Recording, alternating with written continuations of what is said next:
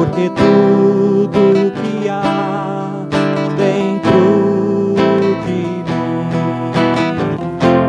necessita ser mudado, Senhor, porque tudo que há dentro do meu coração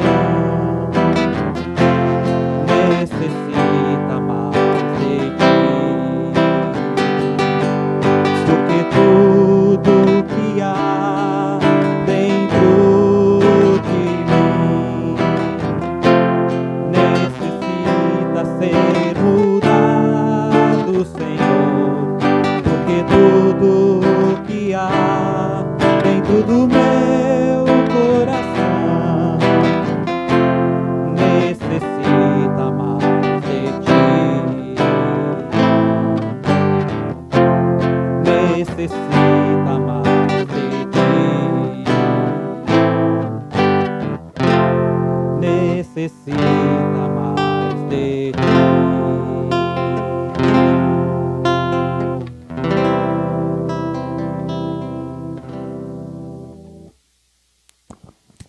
Amém.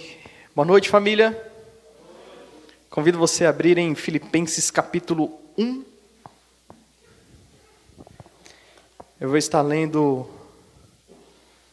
do verso 21 ao verso 26. Filipenses capítulo 1, do verso 21 ao verso 26.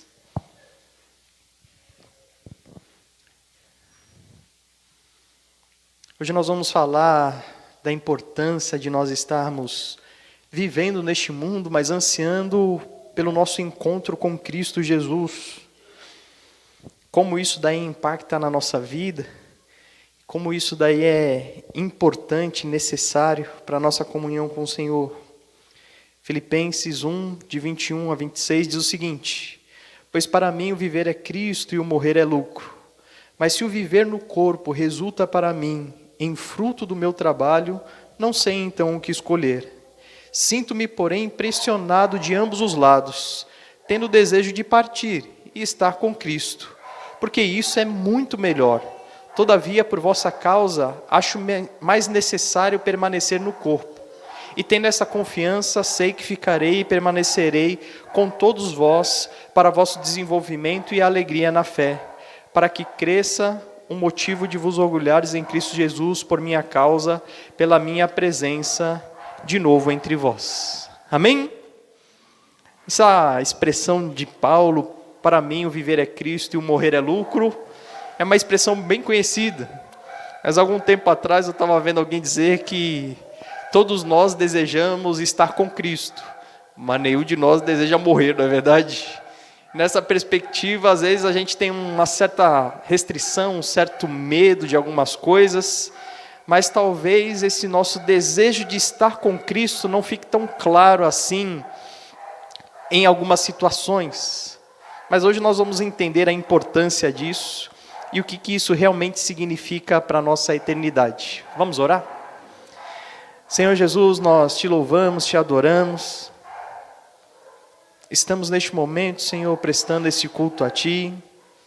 Pedimos, Senhor, a Tua graça e misericórdia, que esse tempo possa ser dedicado só ao Senhor, que toda a nossa concentração, tanto daqueles que estão aqui, quanto daqueles que estão em casa, possam estar somente em Ti, que os nossos olhos estejam voltados para o Senhor, que os nossos ouvidos estejam atentos à Tua voz, que o nosso coração esteja aberto, Senhor, a Ti.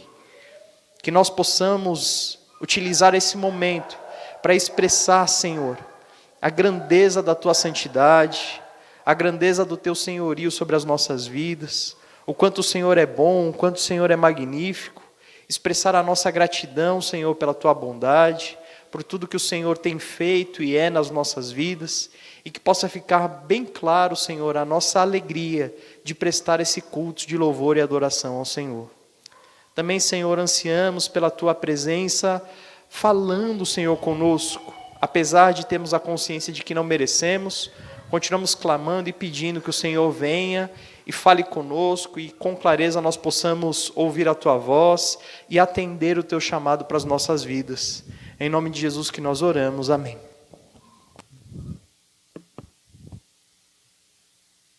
Boa noite, igreja. A paz e a graça do nosso Senhor esteja com todos. Amém? Essa semana eu ouvi algo interessante. Não que eu já não soubesse ou que nós não soubéssemos, né? Mas às vezes a nossa correria, né, do dia a dia tem algumas coisas, alguns fundamentos da nossa fé que a gente acaba deixando de passar despercebido, né? E eu vi uma pessoa falando assim: a nossa vida é um culto, né? Então é o nosso dia a dia, né? Aquilo que a gente vive fora daqui que determina realmente o que nós somos, né? Aqui é muito fácil ser cristão, né? A nossa vida é um culto e o momento que nós estamos juntos aqui é apenas uma reunião de cultos, né? Várias pessoas com as suas vidas, prestando o seu culto a Deus diariamente. E esse é o momento que a gente escolheu, o dia e o horário e o local que a gente escolheu, simplesmente porque a gente se ama, né? E a gente cultua o mesmo Deus. Então a gente resolveu se juntar para engrandecer, para cultuar, para louvar esse Deus, né? Que a gente tenha sempre essa consciência que a nossa vida deve ser um culto e aqui é apenas um pequeno reflexo, né, do que a gente deve ser no dia a dia. A gente deve sempre se lembrar que tudo é para Ele, né? Tudo é dele, é para Ele. E Ele é a única razão da nossa existência, amém? Nós vamos cantar esta única razão. Como eu sempre falo, né? Todos têm a liberdade, todos têm o seu jeito particular de cultuar, de louvar, né? Mas que todos a gente possa estar no mesmo espírito, né? Com o mesmo pensamento, que é engrandecer ao Senhor, amém? Aqueles que puderem, então, se colocar em pé. Quem puder também nos ajudar ali no projetor, nos slides.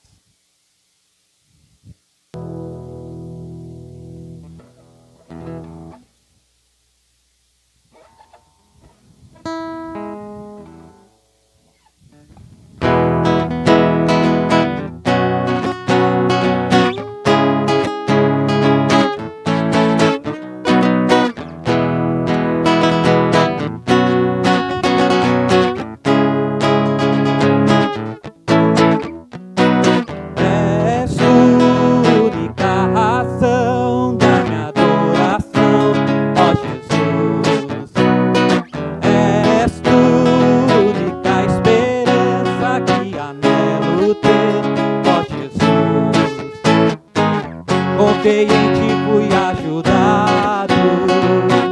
Tua salvação tem me alegrado.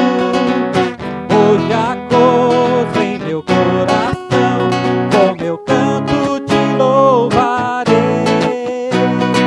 Eu te louvarei, te glorificarei. Eu te louvarei, meu bom Jesus. Eu te louvarei, te glorificarei. Eu te louvarei, meu bom Jesus. És tu única razão na minha adoração, ó Jesus. És tu única esperança que anelo ter, ó Jesus. Confiei em ti, fui ajudado. Tua salvação tem me alegrado. Hoje acordo em meu coração, com meu canto te louvarei. Eu te louvarei, te glorificarei. Eu te louvarei, meu bom Jesus.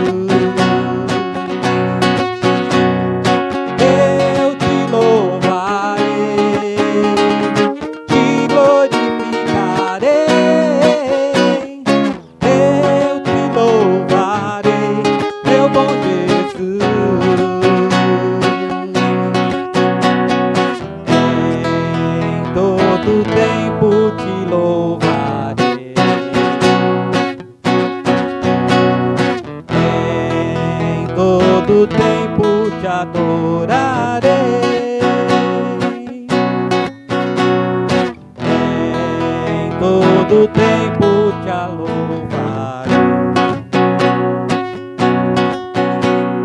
Em todo tempo te adorarei. Eu te louvarei, te glorificarei. Eu te louvarei, meu bom Jesus. Eu te louvarei, te glorificarei. Eu te louvarei, meu bom Jesus.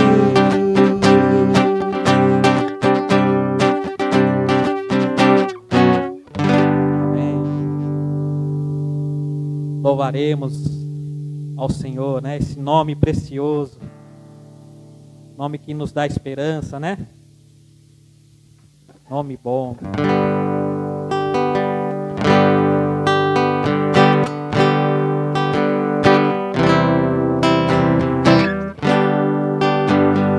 Leva tu contigo o nome de Jesus o Salvador. Este nome dá consolo, seja no lugar que for. Nome bom, doce a fé, a esperança do porvir. Nome bom, doce a fé, a esperança do porvir. Este nome leva sempre para bem te defender. Ele é arma ao teu alcance quando o mal te aparecer. Nome bom, doce a fé, a esperança do porvir. Nome bom, doce a fé, a esperança do porvir. Ó, que nome tão precioso, gozo traz ao coração. Sendo por Jesus aceito, tu terás o seu perdão. Nome bom, doce a fé, a esperança do porvir. Nome bom, doce a fé, a esperança do porvir. Nome santo e venerável, é Jesus o amado teu.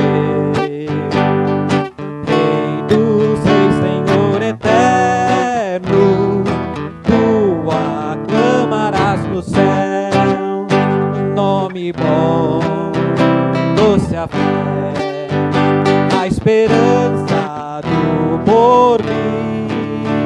Nome bom, doce a fé, a esperança do porvir.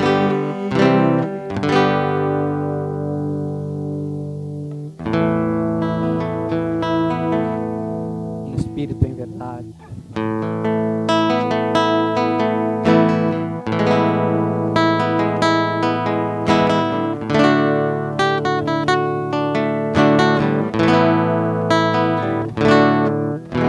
Espírito,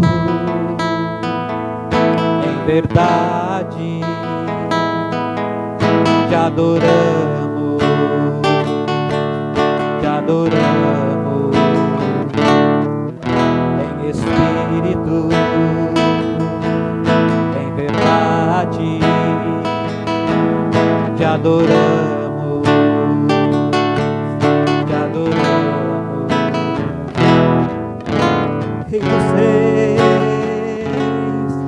e Senhor, te entregamos nosso viver. Rei dos reis e Senhor,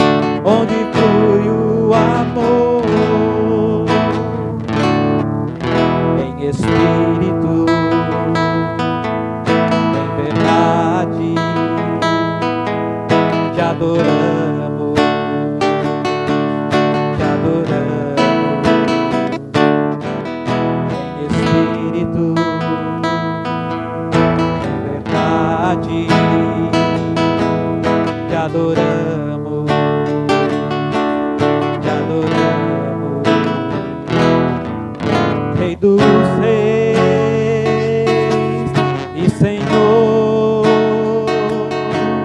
te entregamos nosso viver.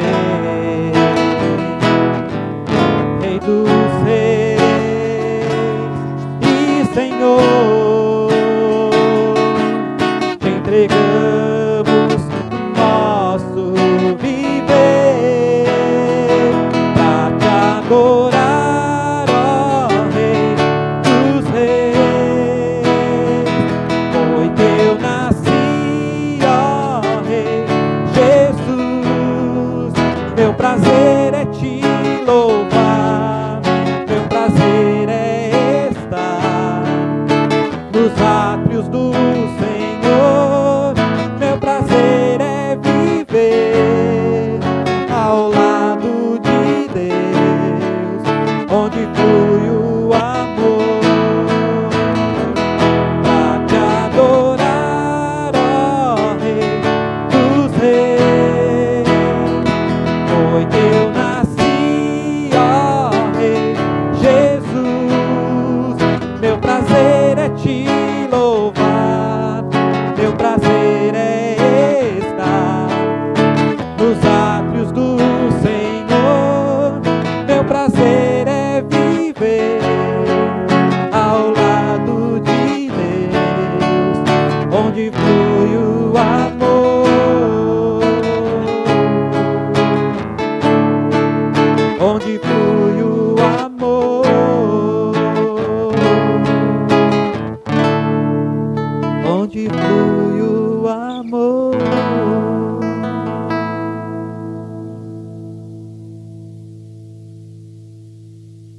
Este amor nos faz querer ficar perto do Senhor, né? Que ninguém aqui fique longe, que Ele possa nos levar para perto dele, né? Que tenhamos comunhão com Ele.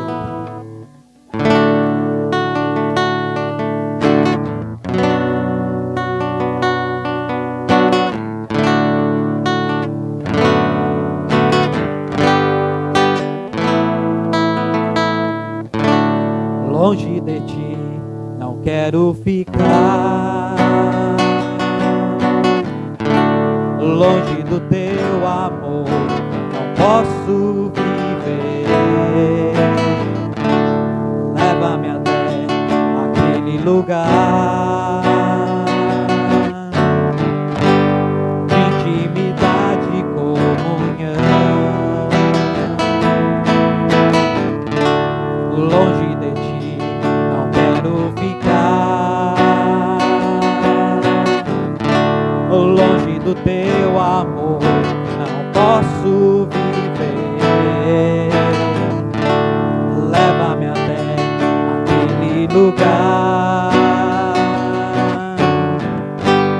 de intimidade e comunhão.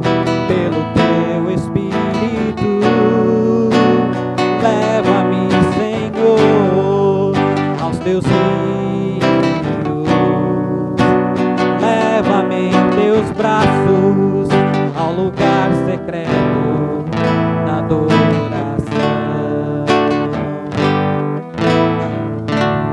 Meu coração desejo tocar, ver tua própria vida me envolver, em tua presença me derramar e mergulhar na tua unção. Quebra todo jugo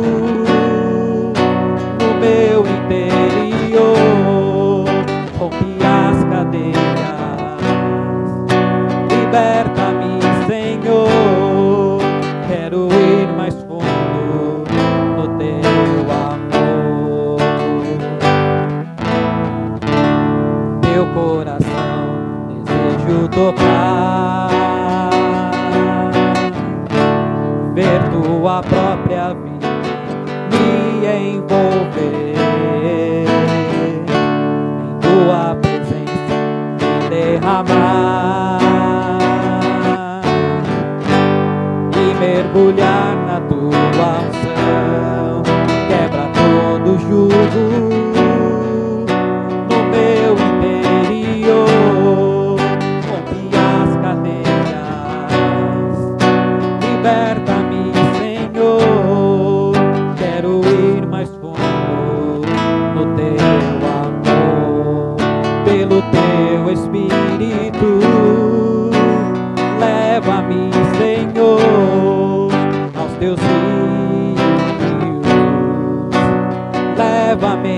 teus braços ao lugar secreto da adoração.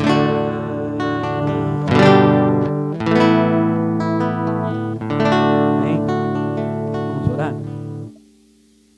Senhor, que possamos estar realmente diante de Ti, que o Senhor possa aceitar o nosso louvor, a nossa adoração, ó Pai. Que possamos, ó Deus, ter intimidade contigo, ter intimidade também com os nossos irmãos, ó Pai, que possamos viver em comunhão, que o Seu nome seja engrandecido através das nossas vidas, ó Deus. Te agradecemos, ó Pai, por tudo que o Senhor fez por nós, mesmo não merecendo, ó Pai, mas somos gratos pelo Teu amor, pelo Teu cuidado, ó Deus, e queremos, ó Deus, expressar a nossa gratidão a Ti neste culto, ó Pai. Que o Senhor venha falar conosco ainda, ó Deus, e que o que acontecer ainda aqui neste culto seja realmente para a Sua honra e para a Sua glória, e que o Seu nome seja exaltado através das nossas vidas, ó Pai. É o nosso desejo, é a nossa oração, em nome de Jesus, amém. Convido você a abrir em Lucas capítulo 17. Nós vamos estar lendo do verso 20 ao verso 37. Lucas 17, do verso 20 ao verso 37. No último domingo nós compartilhamos aí, na última quarta-feira nós compartilhamos o verso 20 e 21. Hoje nós vamos terminar esse trecho.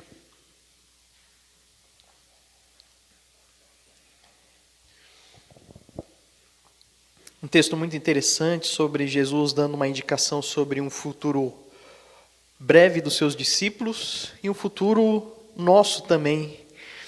Espero também estar breve para nós. Lucas 17, de 20 a 37, diz assim: Interrogado pelos fariseus sobre quando o reino de Deus viria, Jesus lhe respondeu: O reino de Deus não vem com aparência exterior, nem dirão está aqui ou está ali, pois o reino de Deus está entre vós. Então disse aos discípulos: Chegarão dias em que desejareis ver um dos dias do Filho do Homem, e não vereis. E vos dirão: está ali ou está aqui, não vades, nem o sigais, pois como o relâmpago que brilha em uma extremidade do céu e ilumina até a outra extremidade, assim também será o Filho do Homem no seu dia. Mas primeiro é necessário que ele sofra muitas coisas, seja rejeitado por essa geração. Como aconteceu nos dias de Noé, também acontecerá nos dias do Filho do Homem. Comiam, bebiam, casavam-se, davam-se em casamento, até o dia que Noé entrou na arca, e veio o dilúvio, e destruiu a todos. E também como aconteceu nos dias de Ló, comiam, bebiam, compravam, vendiam, plantavam e construíam. Mas no dia em que Ló saiu de Sodoma, do céu choveu fogo e enxofre, destruindo a todos. Assim será no dia em que o Filho do Homem se manifestar. Naquele dia, quem estiver no alto da casa com seus bens embaixo, não desça para tirá-los. Da mesma forma, quem estiver no campo, não volte para casa. Lembrai-vos da mulher de Ló. Quem procura preservar a sua vida, irá perdê-la. E quem perder, este a preservará. Eu vos digo, naquela noite, 2 estarão numa cama, um será levado e outro deixado. 2 mulheres estarão juntas moendo trigo, uma será levada e outra deixada. 2 homens estarão no campo, um será levado e outro deixado. E eles lhe perguntaram: Onde, Senhor? E ele respondeu: Onde estiver o cadáver, ali se ajuntarão também os abutres. Vamos orar? Senhor Jesus, pela Tua graça e misericórdia, nós acabamos de ler a Tua palavra, Senhor. Nós temos uma tendência, Pai, nós gostaríamos de clamar a Ti que o Senhor intervenha na nossa vida neste momento por causa disso. A nossa tendência é tentar levar para dentro do texto bíblico aquilo que é o desejo do nosso coração. Por isso nós pedimos agora que o Senhor faça uma intervenção em nós, que o Senhor nos faça enxergar aquilo que o Senhor desejou falar através desse texto. Que o Senhor nos capacite com entendimento, com sabedoria, que o Senhor deixe o nosso coração aberto, Senhor, e receptivo à Tua palavra. Que esse momento possa ser enriquecedor, Senhor, de conhecimento, mas mais ainda de prática, Senhor, de mudança de visão de vida, de entendimento, Senhor, sobre a realidade do que somos e do que vivemos, para que possamos ser transformados pelo Teu poder a viver no padrão de Cristo, e este é o nosso desejo. Tenho certeza, Pai, que esse alerta que Jesus fez aos seus discípulos também serve a nós ainda hoje. Também somos discípulos de Cristo. Precisamos aprender, Senhor, a segui-lo da forma que Ele deseja. Que as orientações aqui possam ser claras no seu sentido original. Que elas venham fazer uma transformação no nosso coração e nos fazer frutificar, Senhor, para a honra e glória do Teu nome. Este é o nosso desejo. Mais uma vez, Senhor, me coloco diante de Ti, pedindo a Tua graça e misericórdia sobre a minha vida, pedindo que, por favor, o Senhor fale comigo, porque também anseio ouvir a Tua voz, e que o Senhor fale através de mim, Senhor, pela Tua graça e misericórdia. Não sou melhor do que ninguém que está aqui, Senhor. Sou tão ou mais pecador do que eles, e também preciso que o Senhor me limpe, que o Senhor me purifique, e que o Senhor me torne apto a este momento. Que todos nós possamos ouvir a Tua voz, que todos nós sejamos abençoados, transformados pelo Teu poder. Este é o nosso desejo, este é o nosso anseio. Em nome de Jesus que nós oramos. Amém. Amém, irmãos? Se alguém perguntasse para você, olha, eu acabei de ler Lucas 17, fiquei com uma dúvida. Quando Jesus chega no final e diz que um vai ser levado e outro vai ser deixado, o que é bom? O bom é ser levado ou ser deixado? O que é ruim? O ruim é ser levado ou ser deixado? Ah, não sei, pastor. Depende, né? Vai ser levado para onde? Vai ser deixado aonde? Não é verdade? Vamos chegar lá, ok? Irmãos. Oi, Dada? Para onde Jesus foi, a gente vai. Também concordo, Dada. Amém, amém. Então vou fechar minha Bíblia agora, já faço a oração final, já está tudo certo, porque é exatamente, Dada. Amém, amém. Irmãos, nós temos uma tendência ao ler o texto bíblico, principalmente nas palavras de Jesus, que são relacionadas aí à sua vinda, ok? Toda vez que a gente pega o texto e vê Jesus falando sobre coisas que aconteceriam no futuro, nós sempre entendemos que Jesus está falando sobre o nosso futuro. E não é assim que acontece no texto bíblico, ok? Por que eu preciso deixar claro isso? Que você precisa entender que no texto bíblico, às vezes existem citações no futuro das pessoas que estão envolvidas no texto. O que para nós hoje é passado. Ou seja, Jesus vai falar que ele, no futuro, teria que ser morto, rejeitado por aquela rejeição, por aquela geração. O que para nós é passado. Faz mais ou menos uns 2000 anos que isso já aconteceu, ok? Então você precisa, sempre quando você estiver lendo o texto bíblico, discernir o que é presente, passado e futuro, inclusive para você, na hora da sua leitura, ok? Isso é um ponto importante. Outro ponto importante é, quando a gente está lendo um livro, o autor ele tem uma intenção. E quando a gente está chegando aqui no capítulo 17, a intenção do escritor, que é Lucas, inspirado pelo Espírito Santo de Deus, foi de mostrar o quanto a rejeição a Jesus está crescendo.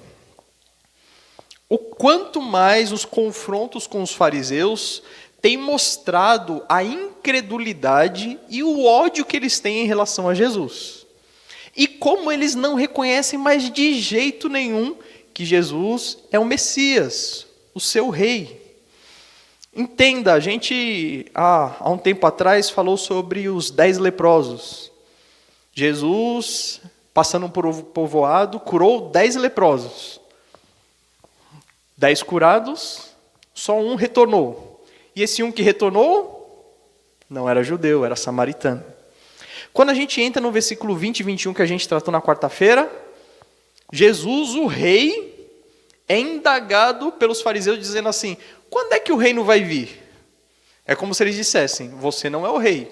Quando é que o rei chega? Quando é que o reinado começa? você é uma farsa.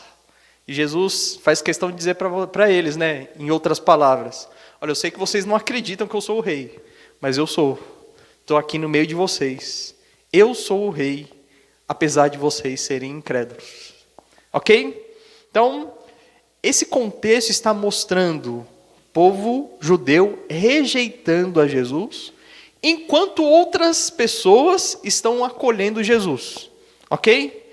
O povo samaritano, os judeus marginalizados, são aqueles que estão acolhendo Jesus.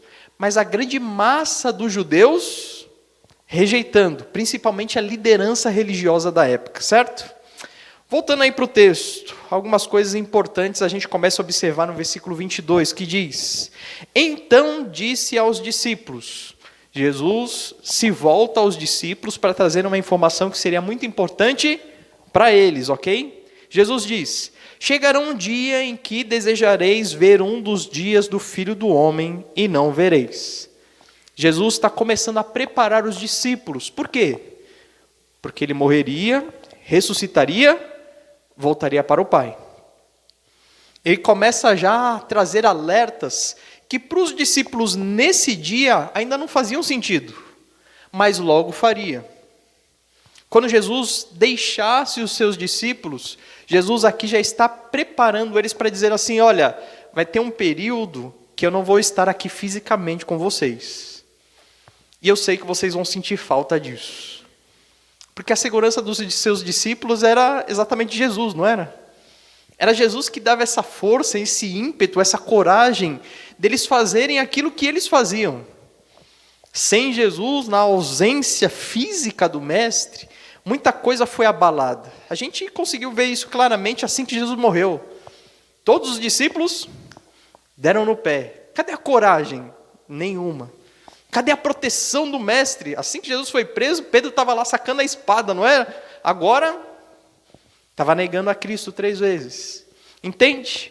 Jesus está começando a preparar os seus discípulos, e ele está falando exatamente para eles, vai haver um tempo em que eu não vou estar. Vocês vão sentir falta desse tempo.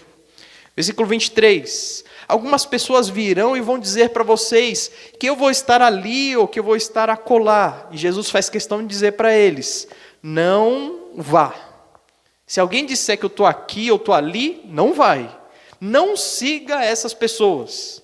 E aí, versículo 24, Jesus faz uma ilustração. Ele diz assim, pois como o relâmpago que brilha em uma extremidade do céu e ilumina até a outra extremidade, assim será também o Filho do Homem no seu dia. As pessoas acabam deturpando alguns textos bíblicos, tentando fazer com que o texto bíblico se torne uma realidade, quando é somente uma comparação, ok? Toda vez que você lê Jesus falando como, ele está tentando fazer uma comparação. O texto não está dizendo que Jesus vai vir como, no sentido de que ele será o relâmpago, mas ele será como um relâmpago quando ele vier. Como o texto diz, pois como um relâmpago, você sabe o que acontece com um relâmpago à noite, não é? Ele brilha, ninguém precisa ficar dizendo, olha, está aqui ou está ali, tá. Todo mundo vê, não é isso? Jesus faz questão de dizer que quando ele se manifestar ali, vai ser dessa mesma forma, ou seja, não haverá dúvida, não haverá nada em secreto. Quando ele se manifestar, todo mundo vai ver, todo mundo saberá que é ele, ok?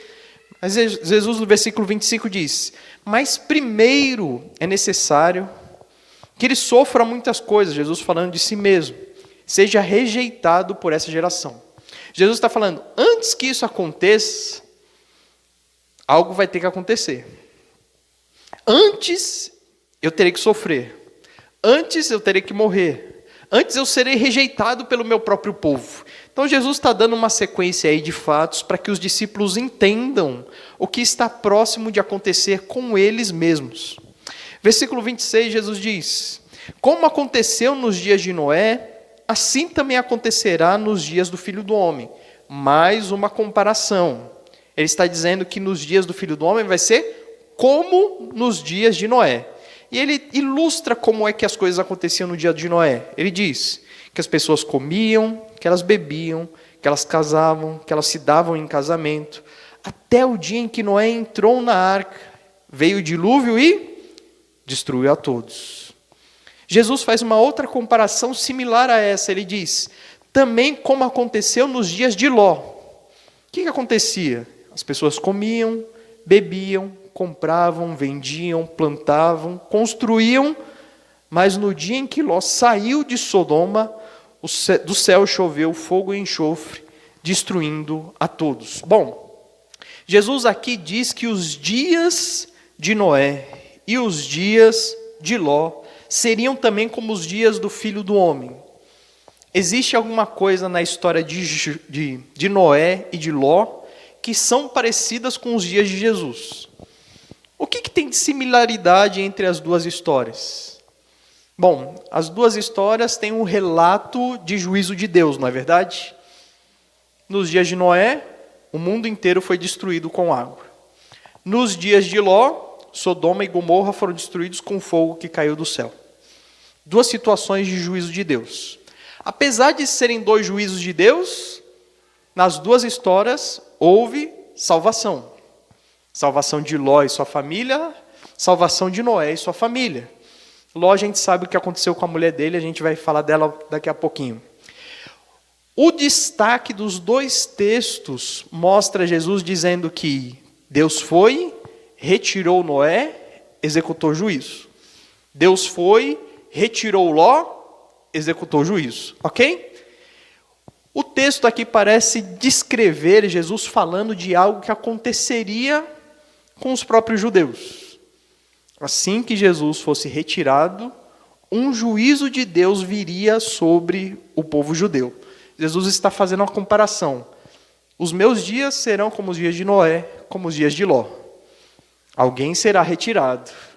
Depois desse retirar, haverá um juízo de Deus. A sequência diz, versículo 30, assim será no dia em que o Filho do Homem se manifestar. E aqui a manifestação, que é a ideia de revelação, parece que ser a manifestação do juízo de Deus, ok? Lembre que Jesus está tratando aqui de um povo que está rejeitando ele como seu rei. Jesus diz, versículo 31, naquele dia, quem estiver no alto da casa com seus bens embaixo, não desça para tirá-lo. Da mesma forma, quem estiver no campo, não volte para casa. Lembrai-vos da mulher de Ló. Quem procura preservar a sua vida irá perdê-la, e quem perde a preservará. A pergunta é, pastor, existe alguma possibilidade de Jesus estar falando sobre o juízo final, sobre a sua vinda com poder e glória, em que ele vai separar justos e ímpios e vai condenar os ímpios? Olha, se Jesus estiver falando sobre isso, a gente vai ter um grande problema. Porque Jesus aqui estaria ensinando as pessoas a fugir do juízo de Deus, não é verdade? Jesus ele diz, quem estiver no alto da casa não volte, ou seja, fuja antes que o juízo aconteça, não é? Então certamente Jesus não está falando sobre juízo final aqui, ok? Ele está falando sobre o juízo de Deus sobre o povo judeu, sobre a destruição de Jerusalém que aconteceu no ano 70. A casa judaica padrão na antiguidade, ela tinha uma parte, uma cobertura, um terraço, onde normalmente as pessoas guardavam grãos e coisas de plantação. Normalmente esse terraço ele tinha uma escada por fora da casa. Quando Jesus ele diz assim, olha, aquele que estiver no alto da casa, ele está dizendo assim, se você estiver no alto da casa, não desça para entrar na sua casa para pegar alguma coisa importante e depois fugir, porque não vai dar tempo. Fuja direto. É isso que o texto está dizendo. Quando ele diz, da mesma forma, quem estiver no campo não volte para casa, normalmente as plantações ficavam fora da cidade. E Jesus diz assim, não volta para dentro da cidade. Foge o quanto mais rápido, melhor. Versículo 32, ele diz, vocês lembram da mulher de Ló? A mulher de Ló foi aquela que, na hora da fuga, parou, olhou para trás, porque a sua vida estava lá. E Jesus faz a comparação com ela, dizendo no versículo 33, quem procura preservar a sua vida, vai perder. E aqui a vida é física mesmo. Mas quem perde a sua vida, quem deixa essas coisas todas para trás, vai preservar a sua vida. Ok? Irmãos, até aqui Jesus está alertando os seus discípulos sobre o que viria de resultado da rejeição dos judeus. O que Jesus está deixando bem claro é o seguinte: discípulos, vocês estão observando que os judeus estão me rejeitando. Saibam que isso vai ter uma retribuição divina. E quando isso acontecer, eu não vou estar aqui. Vocês vão estar sozinhos. Então lembrem daquilo que eu estou falando. Prestem atenção naquilo que eu estou dizendo. Vocês vão ansiar por ver a minha presença, mas eu não vou estar. Vocês vão começar a observar os romanos chegarem, rodear a cidade de Jerusalém para destruir, eliminar essa cidade do mapa. E eu digo para vocês, quando vocês observarem isso, fujam. Rápido, não olhem para trás, não façam como a mulher de Ló. Acreditem na minha palavra. E acreditem que o juízo de Deus vai vir, como veio na época de Noé, como veio na época de Ló. E vocês poderão se safar desse juízo, se vocês crerem na minha palavra. Até aqui Jesus está dando indício, e todas essas conclusões que eu chego aqui, a gente pode verificar em Mateus capítulo 24, que é mais claro, e Lucas mesmo lá no capítulo 21 vai deixar isso também mais claro. Entenda que Jesus aos poucos está trazendo informação para os seus discípulos e dizendo assim: se preparem, eu vou morrer, eu vou sofrer, eu vou ser rejeitado por essa geração. Aos poucos Jesus está preparando os seus discípulos para aquilo que vai acontecer. No versículo 34, uma coisa diferente acontece. Jesus cita de forma diferente aqui a situação. Versículo 34 ele diz: eu vos digo, como se ele estivesse dando início a uma outra realidade que estaria diante dos seus discípulos no futuro, mas que não os alcançaria. O texto diz, naquela noite, Jesus até agora está sempre falando, olha, o dia do Filho do Homem, os dias de Noé, o dia de Ló e tal, mas aqui ele fala naquela noite. Irmãos, naquela noite é uma referência exata a um futuro que para nós também é futuro. Quando a gente lê lá em Mateus capítulo 24, vai uma referência clara de um efeito que a gente não sabe ainda explicar como vai acontecer, mas diz que o sol vai escurecer. E vai haver um tipo de abalo aí cósmico, indescritível, desesperador, exatamente na vinda do Filho do Homem, como o texto descreve aqui, que vai ser como um relâmpago, algo que vai iluminar a noite na humanidade. O texto aqui começa a descrever algo que não aconteceu no período dos discípulos, que não aconteceu em toda a história. E o texto diz que em uma noite específica, 2 estarão numa cama, um será levado e outro vai ser deixado. 2 mulheres estarão juntas moendo o trigo, uma será levada e a outra será deixada. 2 homens estarão no campo, um será levado e outro será deixado. E Jesus vai responder uma pergunta dos discípulos no versículo 37, a gente já vai ver daqui a pouquinho. Irmãos, aqui esse texto não deixa claro. Em Mateus capítulo 24 fica mais claro de que Jesus está dizendo de que ser levado e ser deixado é um propósito e um juízo divino que ainda vai acontecer. Em Mateus capítulo 24, se eu não me engano, versículo 29, vai estar falando sobre essa realidade e vai estar comparando com os tempos de Noé. E quando Jesus faz essa comparação, a comparação é clara. Veio o dilúvio e levou a todos, somente Noé permaneceu. Então, quando o texto aqui está falando em ser levado e ser levado é ruim, juízo de Deus. Ser deixado é bom, ser preservado por Deus, ok? Esse texto está falando sobre arrebatamento? Não, definitivamente não está falando sobre arrebatamento. Quem usa o texto de Mateus 24 para falar sobre arrebatamento também está errado. Então, toda vez que alguém perguntar, você quer ser levado ou quer ser deixado? Deixa eu aqui, porque eu sei que o que Deus quer de bom é que fique. Ser levado é ruim, ser deixado é bom, ok? Então, só para a gente entender como é que foi a explicação de Cristo. Jesus falando para os seus discípulos sobre a destruição de Jerusalém no ano 70, isso vai até o versículo 33. Do versículo 34 ao versículo 36, Jesus está falando de algo que nunca aconteceu em toda a história, ok? Que a gente ainda anseia por vir. Uma revelação do poder de Deus. O texto diz que vai ser numa noite. Essa noite onde Jesus vai aparecer realmente em glória, como o texto diz, como um relâmpago, similar a um relâmpago. Versículo 37. Os discípulos então ficam curiosos. E a curiosidade deles não é referente a tempo, mas é referente a lugar. O texto diz, os discípulos perguntam, onde, Senhor? Os discípulos não perguntam quando vai acontecer, mas onde vai acontecer. Jesus então responde, onde estiver o cadáver, ali juntarão também os abutres. Irmãos, aí a gente tem algumas possibilidades de interpretação. A maior parte dos teólogos entende que isso daqui é um dito popular. Você sabe quando às vezes você olha para o céu e tem um monte de urubu rodeando aí em algum lugar?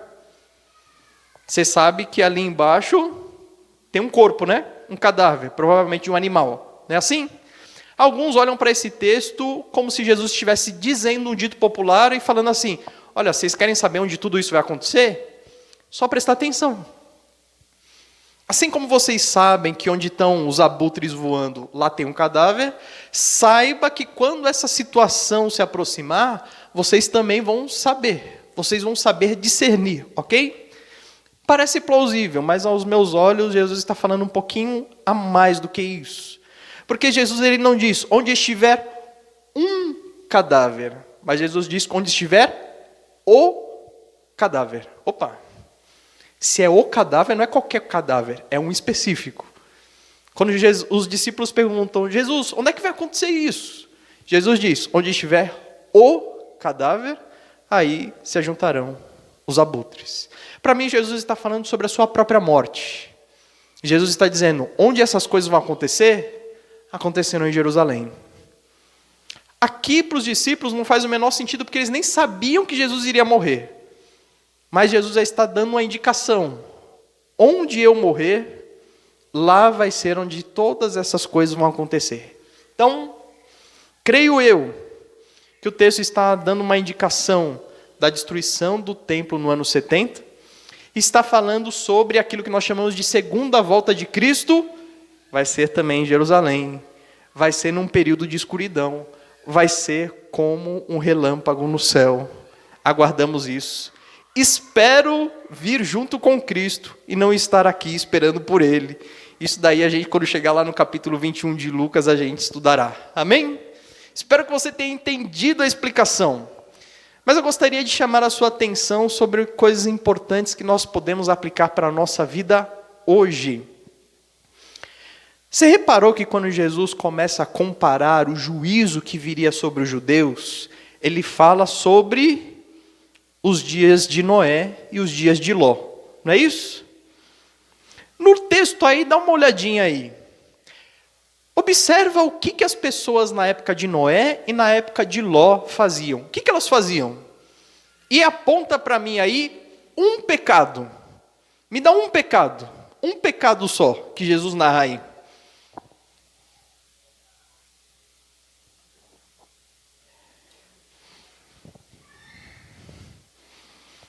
Versículo 27 vai falar sobre as pessoas nos dias de Noé. O texto diz que eles comiam, que eles bebiam, que eles casavam, que eles se davam em casamento. O texto diz dos dias de Ló, versículo 28, que eles comiam, que eles bebiam, que eles compravam, que eles vendiam, que eles plantavam e que eles construíam. Alguma dessas coisas é pecado? Não, né? Rapaz, a gente sabe que aquela geração era ruim.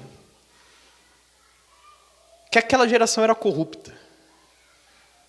Os registros do período de Noé, os registros do período de Ló, são assim apavoradores. Jesus não cita nenhum deles.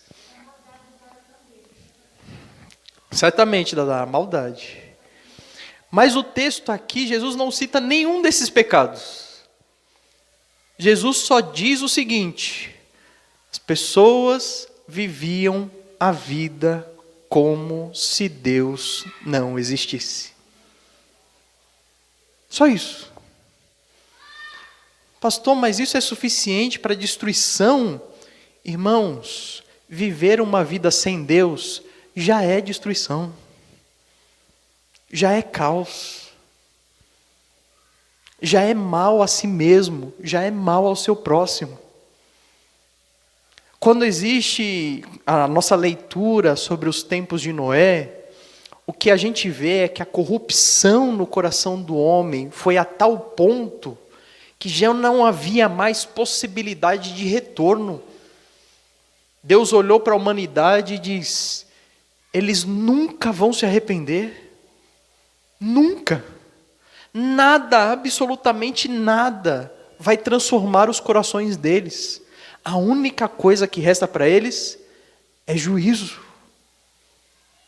Quando Deus olha para Sodoma e Gomorra, diz a mesma coisa. A maldade no coração deles chegou a tal ponto de que não há mais possibilidade de retorno. Por quê? Porque eles vivem a vida como se eu não existisse. Irmãos, esse é o retrato dos judeus daquela época. Volta aí comigo o versículo 20 e versículo 21. O texto diz: interrogado pelos fariseus sobre quando o reino de Deus viria, Jesus lhe respondeu: o reino de Deus não vem com aparência exterior, nem dirão está aqui ou está ali, pois o reino de Deus está entre vós, ou no meio de vós. Jesus está chegando na frente dos fariseus e dizendo assim: eu estou aqui, eu sou o rei de vocês, estou no meio de vocês, estou aqui. E o que aconteceu? Nada. Continuaram vivendo como se ele não existisse. Quando a gente lê os 10 leprosos, do versículo 11 ao verso 19, eu não vou ler de novo, o texto diz que vem de forma desesperada 10 leprosos ao encontro de Jesus, clamam a ele misericórdia, Jesus vai e fala para eles, se apresenta lá ao sacerdote. Enquanto eles estão indo lá para o sacerdote, os 10 são curados. Um somente volta. Onde é que estão os 9? Os 9 já estão limpos. Já podem voltar a viver a sua vida como se Deus não existisse. Já podem comer, beber, casar, se dar em casamento. Já podem comprar, já podem vender, já podem plantar, já podem construir. Já podem fazer dessa vida o objetivo final da sua razão. As suas metas, os seus objetivos. Tudo enraizado neste lugar. Como se a nossa vida se resumisse a isso aqui. E aí Jesus vem e fala: lembrai-vos da mulher de Ló. Por que a gente precisa lembrar da mulher de Ló? Ora, porque quem preservar a sua vida irá perdê-la, e quem perder a sua vida vai preservar. O que Jesus está dizendo com isso? Anjos vieram até a casa de Ló, falaram para ele: Ló, vamos embora daqui porque Deus vai destruir tudo. Você acha que Ló foi? Não, filho, Ló ficou segurando lá os anjos, dizendo assim: não, espera mais um pouquinho, fica aí e tal, não sei o que lá. Os anjos tiveram que agarrar eles e levar eles para fora da cidade à força. Mandar eles saírem e dizer para eles: não olhem para trás. E aí o texto diz que a mulher de Ló resolveu olhar para trás, porque a vida dela era lá. E ela ficou lá. Será que a gente não está vivendo uma ilusão de achar que a nossa vida é aqui? Será que a gente deixou Jesus de fora do nosso dia a dia? De fora do nosso casamento, das nossas refeições, das nossas decisões de plantar, de colher, de construir, dos nossos negócios? Onde é que a gente vê a nossa fé e o nosso relacionamento em Jesus? É no dia a dia, são nas pequenas coisas. É na forma como nós compartilhamos Jesus dentro do nosso casamento, com os nossos filhos, com os nossos familiares, dentro do nosso trabalho. É como a gente vê sempre a vida como uma oportunidade de louvar e de exaltar a Deus e ver essa vida como um local passageiro. Olha só o que Jesus vai dizer para os seus discípulos, versículo 22. Chegarão dias em que desejareis ver um dos dias do Filho do Homem e não vereis. É como se Jesus falasse assim: vocês vão ansiar pela minha presença, mas saibam que vocês não vão ter ela mais aqui, porque o objetivo de vocês é me ver lá, é estar comigo lá. Irmãos, esse deve ser o nosso anseio. A gente deveria estar dia após dia vivendo na expectativa do nosso encontro com o Mestre. E o que isso mudaria de fato na nossa vida? Mudaria tudo. Faríamos as refeições como sendo as últimas. Abraçaríamos as pessoas como sendo o último abraço. Compartilharíamos o Evangelho como sendo a última oportunidade de falar de Jesus para alguém.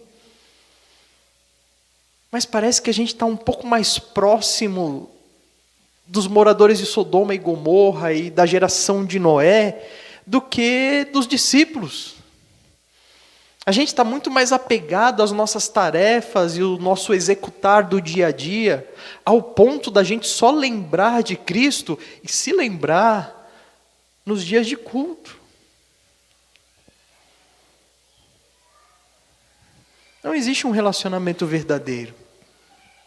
A gente lembra de Jesus na necessidade, mas de forma geral, a gente está preocupado com aquilo que a gente vai comer, o que a gente vai beber, como nós vamos nos vestir, qual será o nosso trabalho do dia, os nossos afazeres. Tudo ocupa a nossa mente, menos o desejo de estar com Cristo. Ansiar pela presença do Mestre deve ser algo que enche o nosso coração diariamente.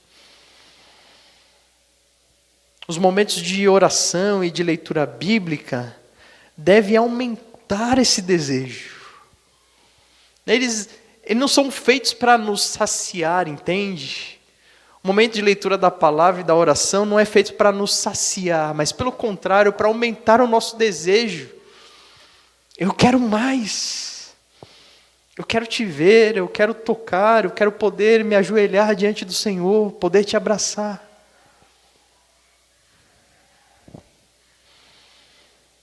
Essa semana eu tive um sonho, estava até falando para Paulo, não sei se o sonho é uma profecia, né? Ou é simplesmente um desejo do meu coração.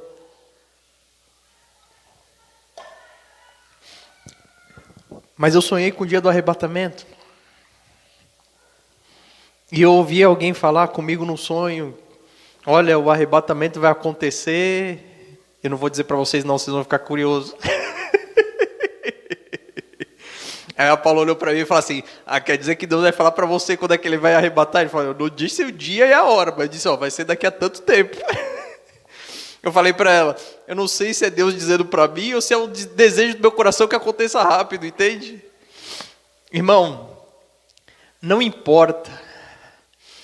O importante é o fato de nós ansiarmos tanto pela presença de Deus que até os nossos sonhos sejam inundados com isso.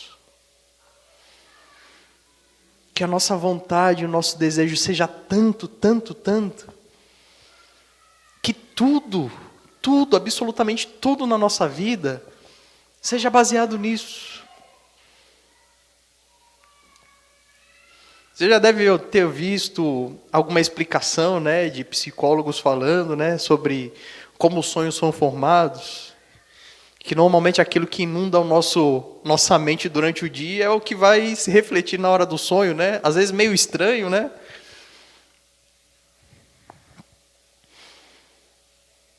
Eu não estou falando isso só para ficar me gabando aqui, ok? Mas eu estou querendo despertar você para coisas do dia a dia. Eu fiquei muito impactado quando eu li esse texto aqui e fiquei imaginando. Jesus poderia ter relatado tantos pecados desse povo, mas só falou que eles viviam dia após dia como se ele não existisse. É o suficiente, irmãos. É o suficiente para você destruir por completo a sua vida. Seja com fogo, seja com água. Quando você tira Deus da sua história, acabou.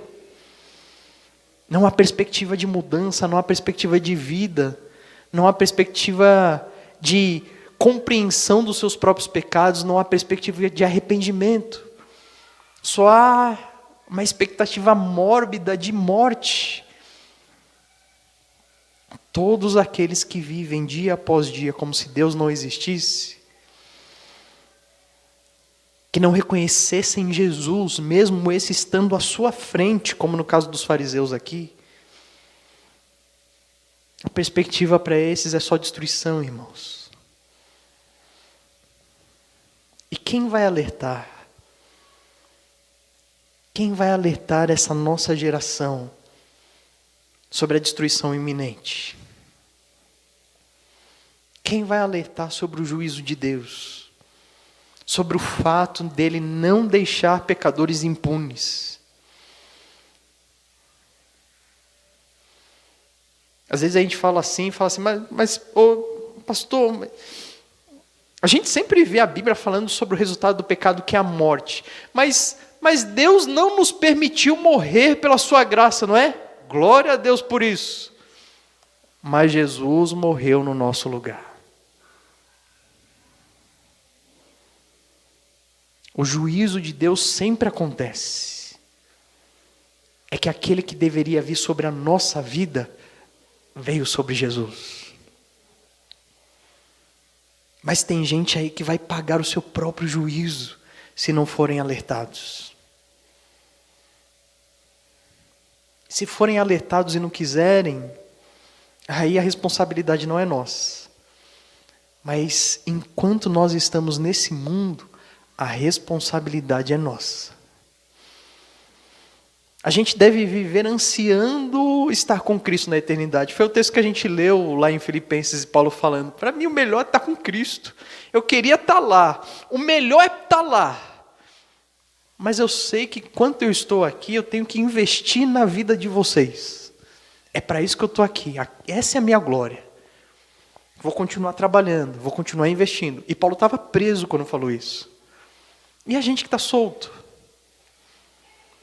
E a gente que tem essa alegria de poder compartilhar sem restrição a palavra de Deus?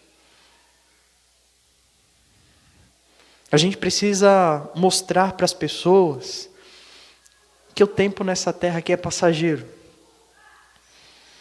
E que vai haver um juízo. E como será terrível para aqueles que viveram essa vida sem Cristo. E a gente precisa entender que nós é que vamos alertar ela sobre isso. Somos nós que temos a palavra de Jesus Cristo. Interessante porque Jesus anunciou isso para os seus discípulos. E os seus discípulos deixaram isso registrado para que por todo o mundo isso fosse espalhado.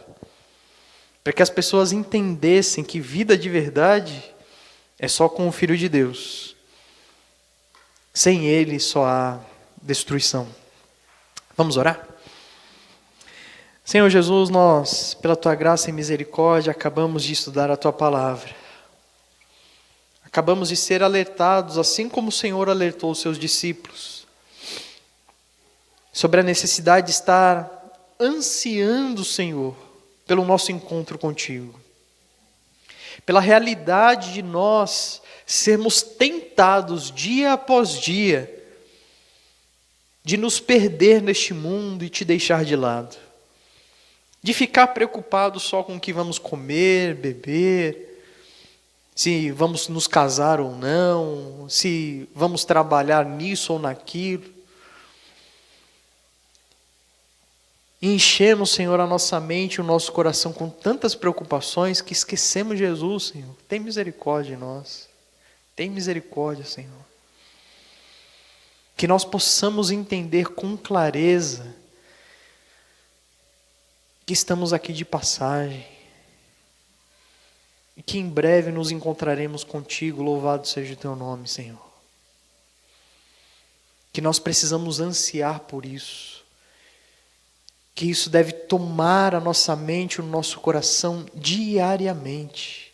Que o Senhor esteja envolvido em todas as nossas ações diárias.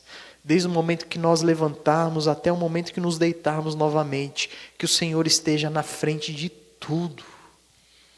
O Senhor esteja dentro dos nossos casamentos. Dentro, Senhor, do nosso relacionamento com os nossos filhos. Dentro nos nossos ambientes de trabalho, de estudo, em qualquer lugar onde nós estivermos. Que a Tua presença, Pai, seja algo palpável no nosso dia a dia.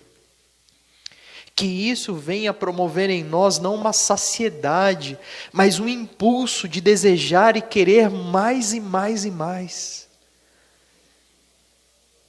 Um desejo, Pai, de estar contigo por toda a eternidade. Entender que este mundo é extremamente passageiro e que o melhor é estar contigo. Mas se o Senhor ainda nos mantém aqui, é porque o Senhor tem uma missão para nós. É que nós temos uma responsabilidade. Que nós somos aqueles que vão anunciar a este mundo que o nosso Senhor Jesus Cristo vai voltar. E ai daqueles que o negaram a vida inteira. Ai daqueles que o não reconheceram. Ai daqueles que não o chamaram de rei. Ai daqueles que se colocaram contra ele. Tem misericórdia, Senhor. Mas que o Senhor utilize as nossas vidas para anunciar a salvação em Cristo Jesus, a justiça de Deus executada nele em nosso lugar. Aquilo que nos dá a salvação, a morte de Jesus. E as pessoas precisam saber que isso é a maior prova de amor de toda a história. Elas precisam compreender isso. Elas precisam crer nisso e entregar a sua vida com arrependimento, com mudança de vida, Senhor, tudo para a honra e glória do Teu nome.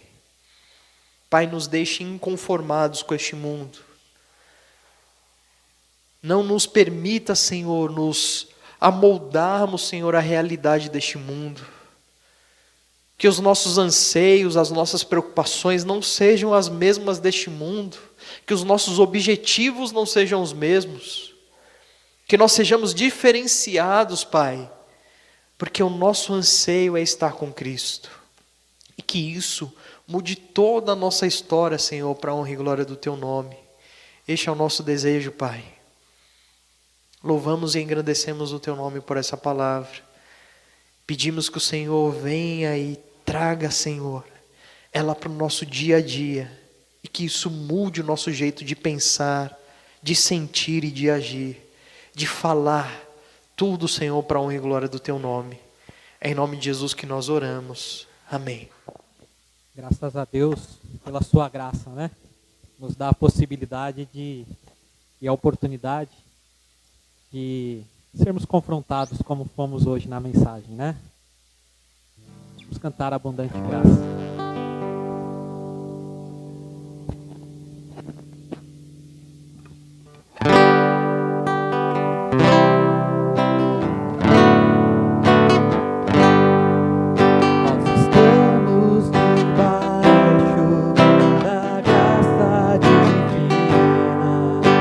Correntes do pecado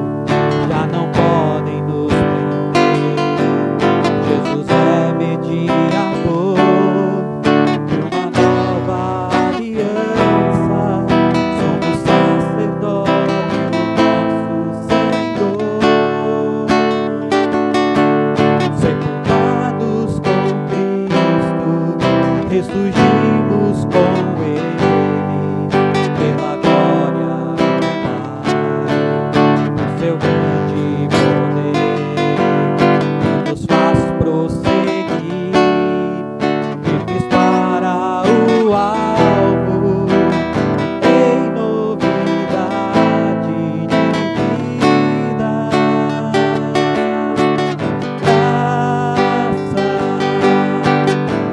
Abundante graça revelada em Jesus, o presente de Deus a nós. Graça, abundante graça, justo e justificador. Jesus é o nosso Senhor. Sepultados com Cristo, ressurgimos com Ele, pela glória do Pai, por seu grande poder, que nos faz prosseguir, firmes para o alvo, em novidade de vida. Graça, abundante graça revelada em Jesus, o presente de Deus a nós. Graça, abundante graça, justo e justificador.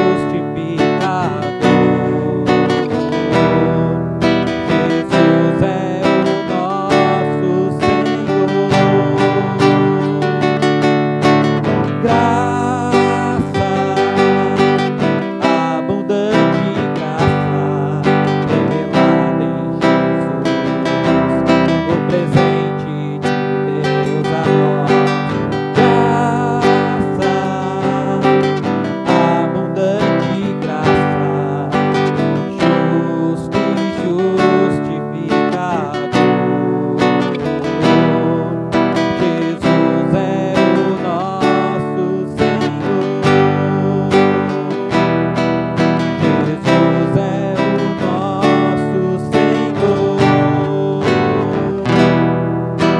Jesus é o nosso Senhor. Jesus é o nosso Senhor.